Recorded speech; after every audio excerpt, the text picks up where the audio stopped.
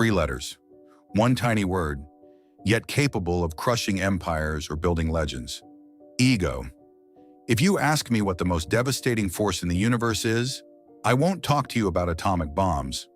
I'll talk to you about what's hiding right there, behind your eyes. It's ego that pushes you to grind while everyone else is sleeping. It's what makes you cut ties with that friend who betrayed you, or forces you to become the first success in your bloodline just to silence your family's doubts. Your ego can take you to the moon or bury you alive. If you believe ego is your secret engine, drop a like right now to claim your power. They lied to you when they said ego was a flaw. In reality, it's pure fuel. If you learn to tame it, you can achieve absolutely anything. But be careful. To use this power, you first have to decode it. Ego is your mental immune system. It's what flares up when people ignore your value or trample on your respect. Does the world see it as negative energy? Good. Lightning is negative too, yet it lights up the entire sky. But here's the trap. Ego is a terrible conductor. When it's wounded, it blinds you. You stop living to win. You start living to be right at any cost. Advice becomes an insult. Constructive criticism becomes a declaration of war. Your ego whispers, don't make the first move, don't send that text, you'll lose face. And that's when you lose an opportunity, a friendship, or the love of your life over a simple matter of pride. You win your ego duel, but you lose in real life. Tell me in the comments, what's the biggest opportunity you've missed because of your pride? I'll be reading your responses. Now look at the other side of the coin. When the world tries to drown you, your ego is your shield. It's that little voice screaming, "Watch me," when everyone tells you it's impossible. It's the fire that keeps burning when motivation has cleared out. Positive ego is saying, "I know my worth, and your words won't define me." It's transforming other people's hate into iron discipline. If you want to learn how to turn every critique into a victory, subscribe so you don't miss a single key to this transformation. How do you think we take the controls? First, accept that you have an ego. Everyone does. The only question is, are you holding the leash or is it walking you? Next, adopt a student's mindset. Ego claims to know everything, but success belongs to those willing to learn from anyone. This is important. Listen to your enemies. They are often your best mirrors. And above all, use silence. It's your greatest weapon. You have nothing to prove, nothing to justify. Let your results make all the noise for you. Don't break your ego. Change its direction. It will test you every day, when you fail, but especially when you succeed. Bad ego tells you no one can look down on you.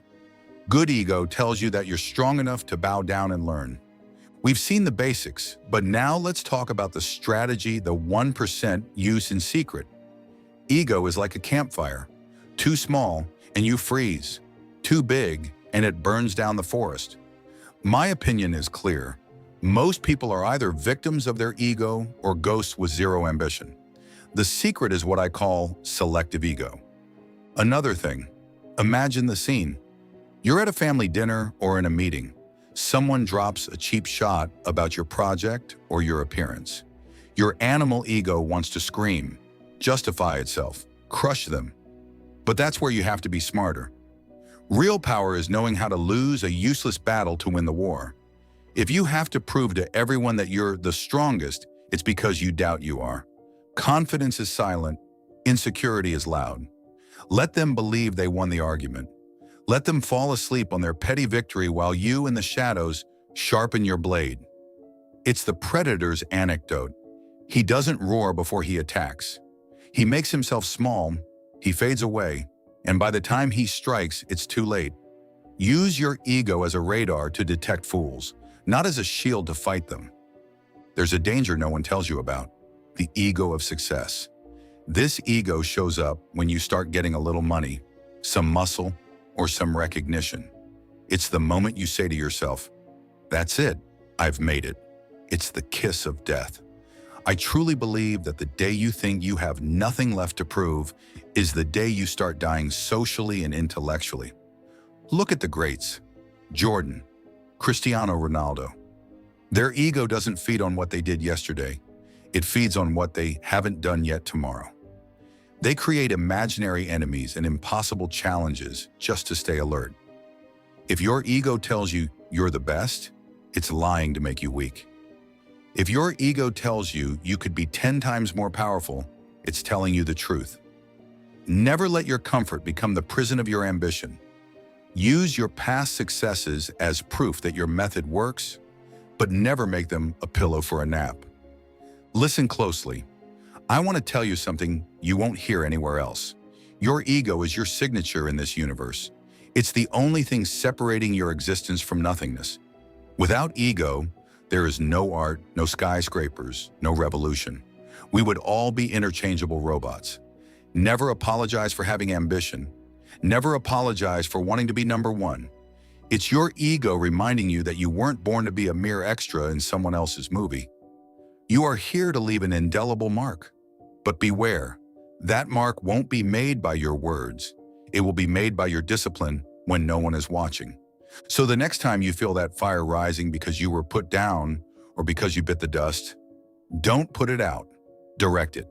Make sure your ego becomes your most relentless employee, the one who never takes a vacation and stands you back up when your legs give out. The world belongs to those who master their inner fire. There's one last secret few people dare to admit.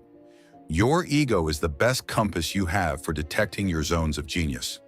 My opinion is that wherever your ego feels most threatened is exactly where you need to go. Have you noticed your ego doesn't tremble when you're doing something you've already mastered? It doesn't show up when you stay in your comfort zone. But the moment you try to level up, the moment you tackle a project that's bigger than you, it starts to panic. It bombs you with doubt, makes you sensitive, makes you want to quit just so you don't look ridiculous. That's where the magic happens. Learn to love that feeling of unease. When your ego screams because you're afraid of failure, that's the signal you're about to break a glass ceiling. Most people flee that discomfort. They prefer to stay humble and small rather than risk hurting their image. But you use that fear like a GPS. If the idea of speaking up, launching that business, or changing your life wounds your ego in advance, then that is the path. Ask yourself this in the comments.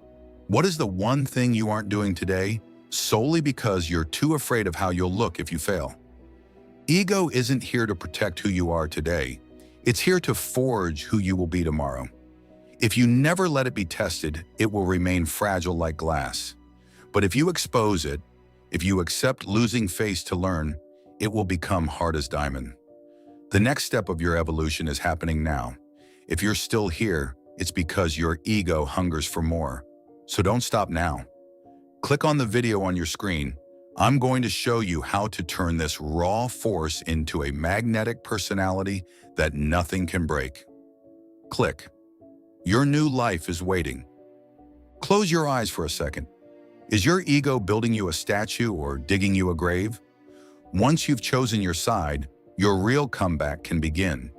You have to understand that it all comes down to